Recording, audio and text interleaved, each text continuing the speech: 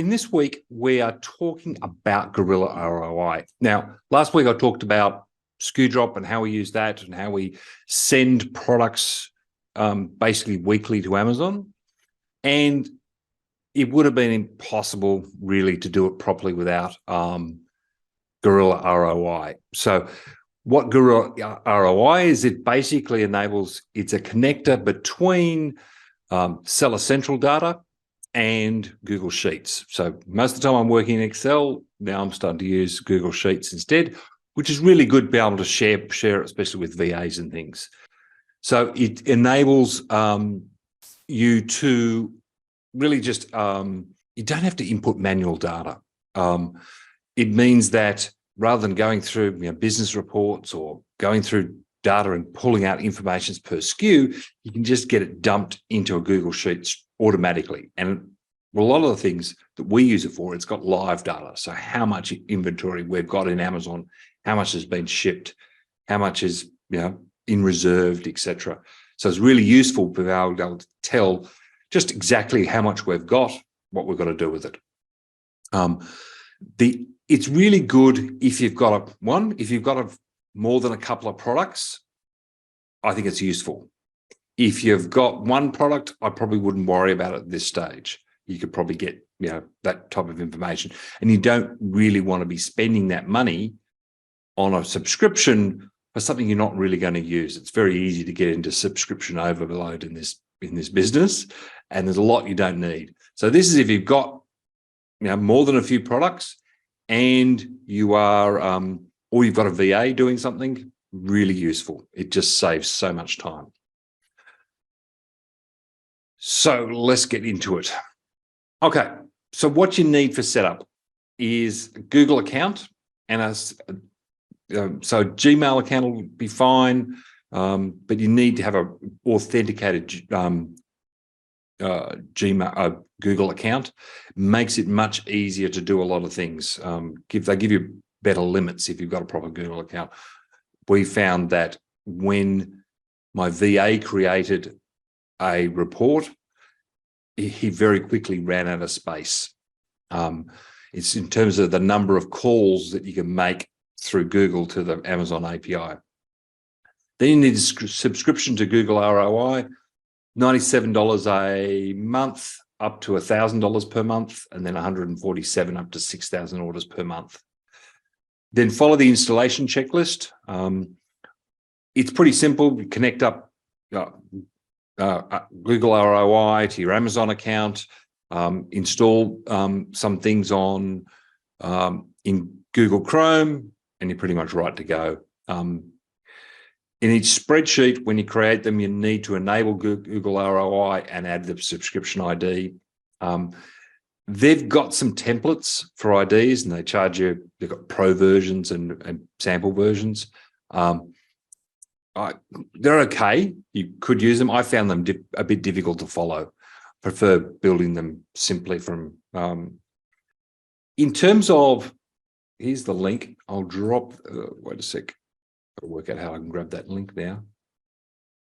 I'll have to do it another way. Wait a sec. I've just emailed it to you as well, so you'll have it there as well.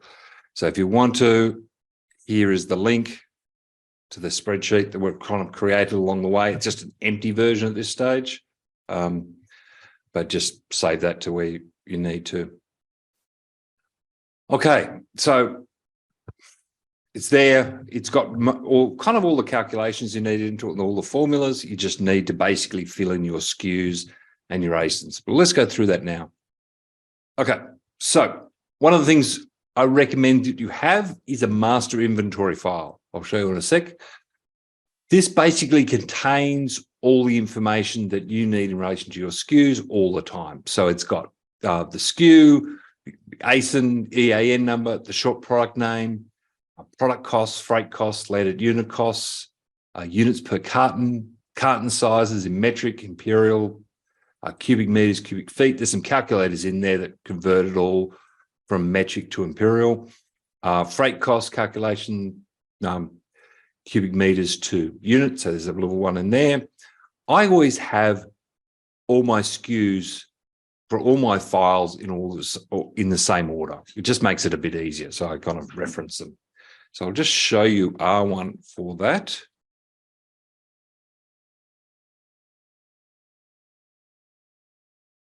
So this is a master inventory file. So it's got all our SKUs. It's got our ASIN, EAN numbers. It's got a short name. It's got our product costs, freight costs, landed unit costs. I can sometimes group them together. So I'll say, okay, this is all desk pads, or this is all padfolios or whatever. Units per carton, the carton size in metric, a weight in metric, cubic meters. So there's a calculation for cubic meters in there. The weight per carton, the volume weight. If you've got products that are lots of air in them or very heavy, etc., it'll give you a volume weight there. There's a base. You can change that base for how it's calculated. I don't have very many things on volume weight.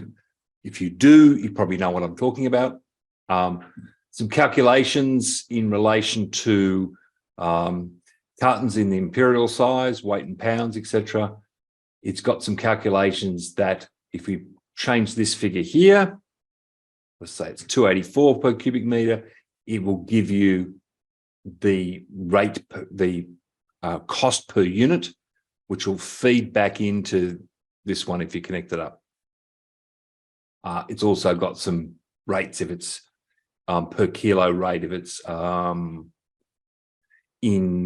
if you're sending it by air freight as well. And I've also added a couple of other formulas in here. It's not in the sample, but there's a fee as estimate, just puts in the FBA fees and referral fees. So really handy thing. So I use this all the time because when we're updating our 52-week cash flow, these are the products always in the same order. When we're using A2X or Link My Books, all these products, we've got the freight costs in here. We can easily make a little spreadsheet up to upload on that. We use it, when you're setting up new products in Amazon, we've got all the details of, what the weights are, etc. So we use this all the time. So that's the first one, master inventory file. Okay, so let's go to the next one, which is some tips. Okay, there's a couple of, and you'll see this later on, I'll show you. In Google ROI, you need to use ranges. So I'll show you in a sec, but basically you make one formula and then Google Sheets will populate the rest. So just what it means is you're making one call to the API rather than 20 calls. And it just means that if you've got a lot of products, you can very quickly use up your limits in Google because you're making too many calls. So that's just a simple way to make, I'll show you how that works. It's pretty simple. When you're using historical data, make the call, calculate all the figures, and then copy and paste it over as values. So you're not making that call again. Use that master inventory file and strings, basically text in formulas is always in quotes. Okay. And when you're copying the formulas, what we could use absolute references. So that's a $sign. That means that when you copy that formula across and it's got $A, $1, it means that that's always going to refer to that particular cell as you copy them across. Okay, so this is pretty handy. Amazon sales history. So sales for any period, days, weeks, months, years, quarters per SKU. Manually, this would take hours. If you're even updating it once a month, it's a pain. It takes a while, or once a week, whatever. Using this formula takes minutes and then it's done. So there's a whole bunch of formulas in there. I'll go over those in a bit, but this is one that I use, just some of these ones that I use a lot. One of them is called Gorilla Sales Count. And then it's got the seller ID, the period, the marketplace, SKU range, shipped. When I'm using this for inventory forecasting, I'm using on the shipped basis. There's a no in there, start date, end date.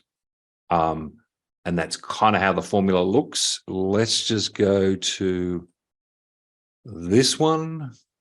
Okay, so Gorilla ROI have, thank goodness, a list of all their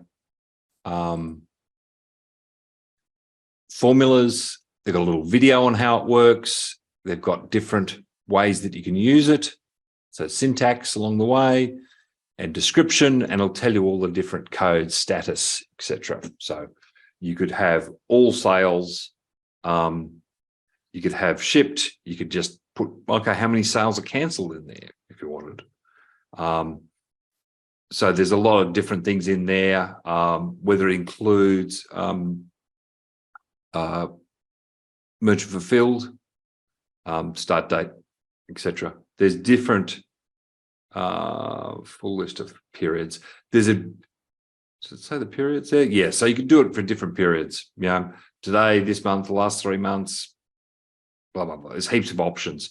When you're putting those ones in, you would just put it in as a quote. Okay, let's get back to this. Okay, so let's have a look at how this one works. So this is a sales history. We've got all our SKU, our ASINs, and in here, it asks for the seller ID. I usually put the seller ID up the top. You can, rather than a big long SKU, you can just put it in as a text, so it's easy to remember. This is Galloway, USA. And just here, so you notice, oh, it's a bit hard to see. Wait a sec, let me see if I can make this bigger. So in this formula, we've got the formula, which refers to this range. So you can see here, it refers to the whole range. And so we only have to put it in once, and then it will populate. So the next one doesn't, it just has the value. So for example, if we wanted to just copy that all across, well, only up to March, error at loading data. Let's find out what the problem. Oh, here it goes. And basically we have loaded all our sales for all our products for the last year and a bit. If you think about how long that would take you. Then what I do, I will grab all these, leave March there, and I will copy that and then paste it over as values. So he doesn't need to call that information again because February sales are done. So really quick way of just grabbing all your sales data. Okay, you can put a sum in here. Okay, then you can drag that across. Okay, easily done. So that's, yeah, you can have weeks in there. We've just put in a couple of formulas in here. So we put in a date in there, and then just, it has to be formatted a certain way. But when we get round to doing April's, we can just grab this formula and drag it across. And it's all done. So that's a process, that would have taken someone a long time. But you can grab it for any period you like in there. Some people use our 52-week cash flow model. Okay, you can use it for just populating that. You just have the weeks in there. So that's the first one. Easy one, most common one that most people are going to use. Okay, this one's the next one we use all the time. It's live data on how much inventory you have in Amazon by product. So in Amazon warehouses are fillable, how much is sellable at each shipping stage, working, shipping, shipped, receiving, how much is reserved, orders, FC transfer, processing. There's a formula here. Again, you can have a look through those formulas of how they work. I will quickly show you what it does.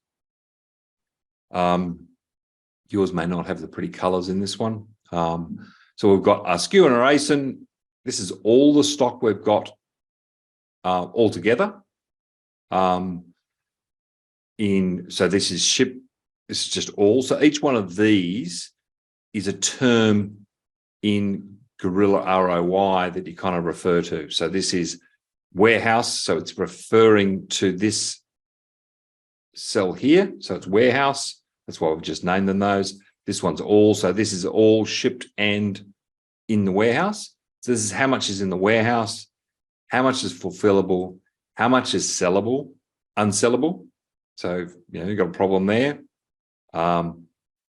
Then we've got how much is shipping, how much is shipped. So this is the working orders. So as soon as you create, well, not as soon as, but pretty quickly after you create a shipping plan, it will show up here. I don't know the timing. There is a delay between the time it gets to those updates, the APIs that they're using. But if you've got ones that are working, ones that are shipped, inbound receiving. So we've got 42 inbound received and 38 inbound received. Total amount inbounding, well, that's just a sum. This is how much is reserved. So we've got 96 in total reserved. We've got 3 reserved for orders, 86 in FC transfer. There's another 7 processing. To be honest, I don't know what that is. That could be just processing the orders type thing. And then there's another amount for researching. I don't know what researching is. Where this is really handy is if you're thinking people are kind of using up your stock. By having these, you can have a look at this and just see where this is positioning. I think this is when people save it to the cart, but not yet processed in that stage. This is when it's actually paid, all done, and they're processing it.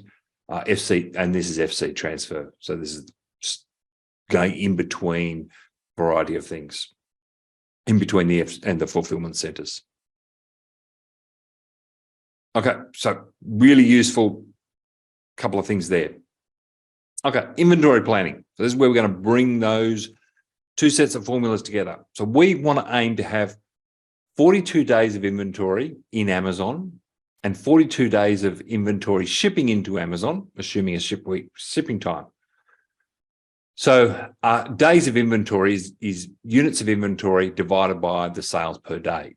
So the first thing we need to do is find out how many sales we make a day. So we might take 7 days, 14 days, and 30 days, and then take an average to see how it kind of sits for this purpose. I don't know. I think Amazon takes 30 days is when they calculate their days in there. Could even be more. I'm not quite sure, but we're just going to take an average there. And then we need to know how many units are on their way to Amazon. We need to know how many units we have in Amazon. Then we can calculate the number of days and then calculate how much we have to top up based on the inventory days per SKU. So I'll go into it. So again, we've got, so this is all live data. So this will change every time you go in. So we usually have a process where we do our inventory shipments once a week on a Monday, and at the beginning of each month, we calculate how much inventory we need to get manufactured. I haven't built the manufacturing into this formula, but it's easy enough to do. So we've got all our SKUs and ASINs. We've got a formula here that just says this is the sales count for the last 7 days. This is the sales count for the last 14 days. This is the sales count for the last 30 days. We've just calculated an average based on those particular, each one. We kind of did a summary down here. We are seeing a bit of a decline. So the daily average was 104. It's dropped down to 92, down to 88. We've got some out of stock issues that we need to fix up. so we've got a daily average, and then we want to calculate, well, this is what we've got in Amazon. So inbound working, inbound shipped. So that's just using the Gorilla inventory formula. How much is receiving, total inbound. So there we can see how much stock we've got inbound, how many days we've got inbound, which is the total inbound divided by the daily. We can see here we've got 36 on average days inbound. So it's pretty close to our target. Then we've got, this is what we've got at Amazon. So we've got fulfillable, unsellable, reserved. In this formula, we probably should take out the unsellable in terms of the number of days. So this is, we've just created, this is how much is in there, but we probably should, it should be actually minus what's unsellable, because that could be significant at times. So then we've got the number of days we've got at Amazon, which is the stock, the number of days in warehouse divided by our daily sales. We can see here we're up to 77. So we're a bit over where we should be. And that's because we've got this a bit of a declining trend here. And so it'll say what we've put out here is our target days. So we can see here on almost all of these, we're above our target. So we've got more than we need. We've got a couple in red. So I just put what's called conditional formatting on those. If you right click, I think you can do conditional formatting. So I basically said if value is greater than this figure, then color it green. If it's less than this one, color it red. And we can see that we've got a couple of reds in there. Then we've got a green. So, okay, that's pretty much covered. We're not continuing that product. And then this one is total days in Amazon inbound and inbound and in Amazon, so divided by the number of days. So we've got 103, we've got 84, so that's pretty much on target. Got 70 here. There's a few less here. So what we've said is, well, this is our total inventory we've got. And we've done a little formula in here that basically says if this is less than 84, then our target days, then we need to send in some stock, and it will tell so that we catch up to the daily sales average. So in some of these, okay, we don't need to send any more of this one. We do need to send in this one. I put in a quantity per cartons, and basically it's saying I need to send in, one carton of this, one carton of this, 2 cartons of that, 1 of those, and 12 of those. And that's what I need to send to Amazon. And that will, of course, update each week. So tomorrow, that could be different. But if, say, we did a fulfillment order through SKU Drop, then it would start showing up here and here as the inventory was sent. And so these figures will be different by the time, if we process that today, by tomorrow, that wouldn't be showing I need to send 239 units in. You can also take that a little bit further, and you could say, okay, we're going to look at the next, target days could be plus 30 over here. So we could have a manufacturing, and then we could say, well, you'd have to then say how much you've got in 3PLs and SKU Drop, etc. But you could just keep on that same basis. It might be 30 days, so your target days for manufacturing is going to be 114. And then calculate how much you have to manufacture each month. What it doesn't, this formula doesn't take into account what happens if you've got Christmas coming up or other things, and that requires a little bit more planning. A couple of different ways that could be done.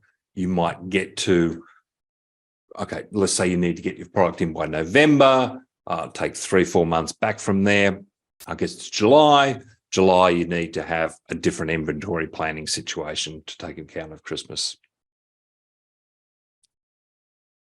Okay, so that's the way we do that. All those formulas are based in that sample sheet if you happen to be using Google ROI. Okay.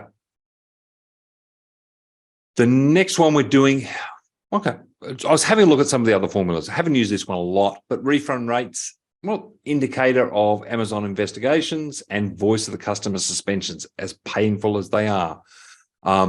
So we can record and track refund rates by month and SKU. So there is a formula in there, wait a sec, which I've written all those ones over. Let's see, we're here. Let's make this nice and big.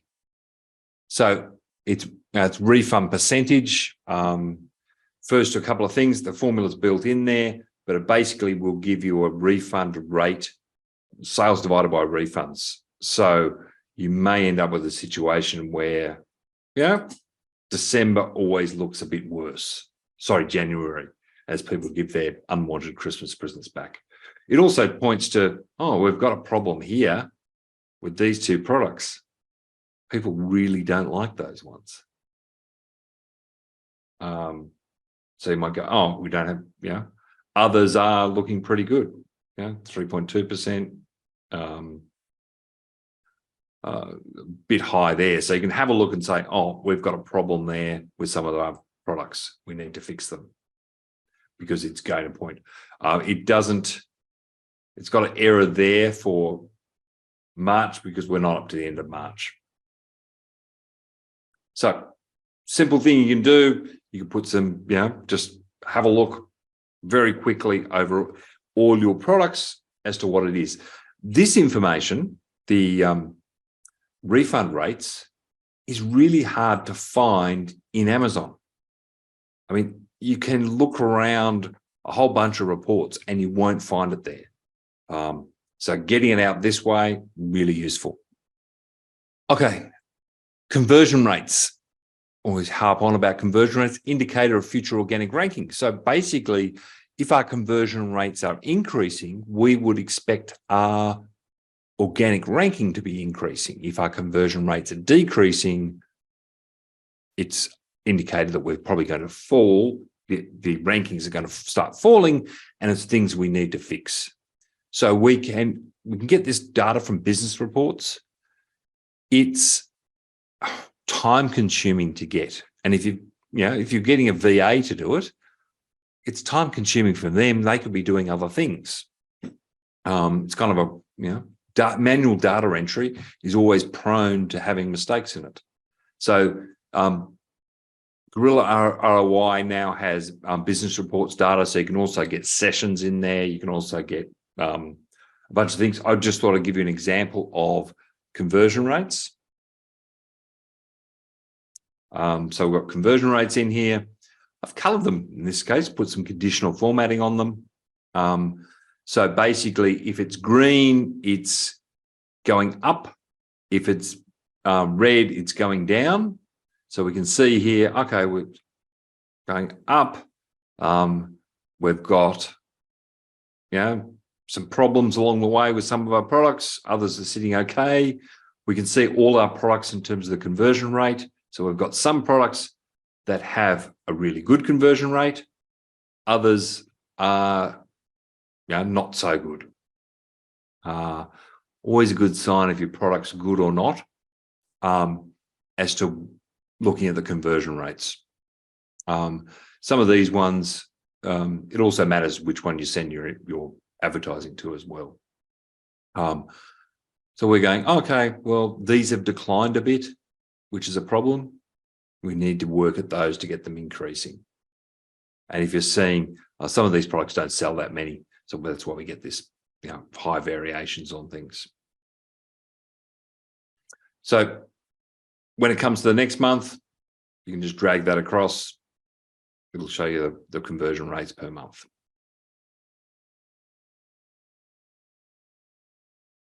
Okay. Other data you can get. Sessions data, sessions per business reports, finance data.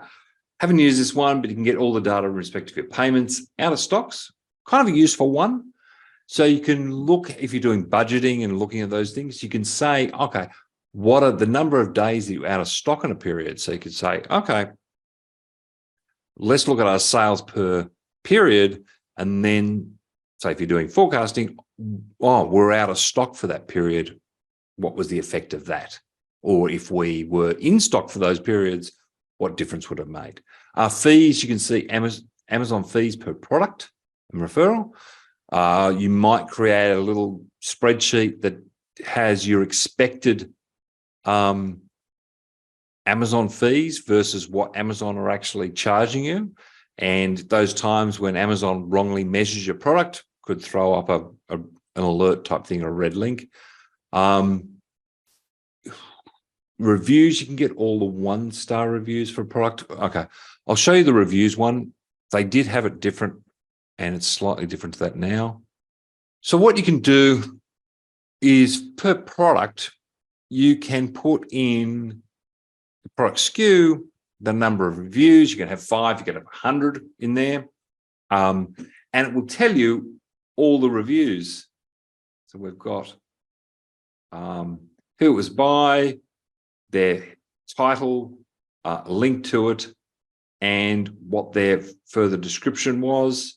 So if you go through and go, oh, okay, I've got a 1-star in there, that's a problem. You could change this around. Let's choose this one. So,